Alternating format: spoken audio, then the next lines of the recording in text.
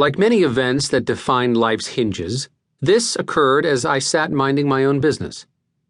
Work in those days was my used bookstore. Not just your normal used bookstore, but one filled with first editions and other rarities.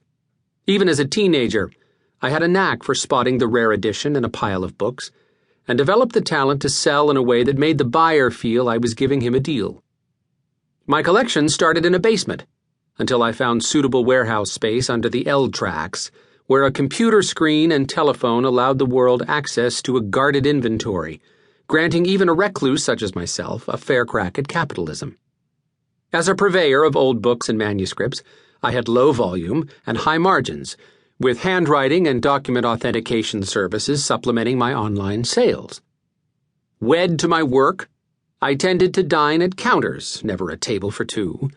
It's not as if I sprayed on human repellent, it's just that if you knew of my cloistered beginnings and limited opportunities, you'd understand why I tended to view strangers as always gathered in ranks that were closed to the likes of me. The call arrived on a typical late April day. The sun was promising a return from its annual 3-week vacation, the temperature was trying to nudge 50, and the Cubs were not too far out of first place. Yes, I freely admit to being a Cubs fan. While I tended to the tedium of ledgers, the 800 line lit up.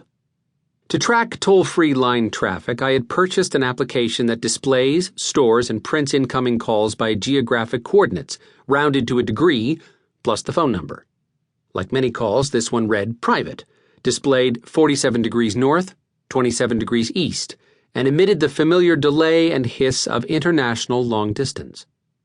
I punched my pocket GPS and matched the Eastern European accent to Romania, land of my maternal ancestors, the Petrescus. I opened my computer to a foreign currency conversion webpage. "My name is Arthur Ardelian," said the caller, "and I have been directed to you, Mr. Barkeley, on a professional matter." He rolled his R's and sounded my last name in 3 syllables. "How can I be of service, Mr. Ardelian?" "I represent a buyer who insists upon anonymity. Can you guarantee that?" "I have made such arrangements before, yes. But I must tell you that anonymity is usually more difficult for the buyer to maintain than the seller." "I assure you, sir, the buyer will have no such problem." He spoke with the cadence of a formal yet stern butler and pronounced problem the European way, problème. He clearly conveyed that there would be no further discussion of identity. This is not uncommon among my clients, as most buyers purchasing rare editions enjoy seeing them in their bookcases without the public knowing of the 5- or sometimes 6-figure treasure resting on their residential shelves. Planned, secured display cases of bulletproof glass often followed such purchases. "Can you stipulate to my anonymity and exclusivity in the contract, Mr. Barkeley?" "I am a member in the highest standing of the American Appraisers and Authenticators Association. My next-door neighbor does not even know what business I am in, and yes, I can stipulate to such in a contract." It was true that my neighbor didn't know my business, as I operated out of an environmentally enclosed and electronically surveilled warehouse. I had no storefront, since all my business was done online. I used sealed boxes to ship via UPS's special museum and treasures branch. For very high-end prices, I make personal deliveries. "Good," he said. "Personal delivery is essential in this matter." "Would this purchase be something that is currently on my website?" "No, it is not.